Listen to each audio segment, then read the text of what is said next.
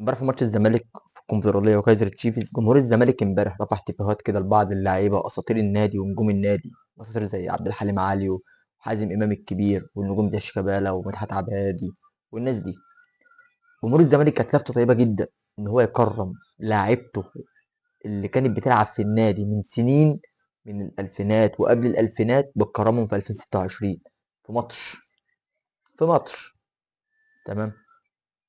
في لاعيبه منهم اساسا يعني ما جابتش بطولات كتير، وفي لاعيبه منهم ما جابتش جوان كتير، على عكس ان كان في لاعب تاني في حتة تانية كان هيبقى الهداف التاريخي بتاع الفريق، ضحى بكل حاجة ومشي من النادي عادي جدا.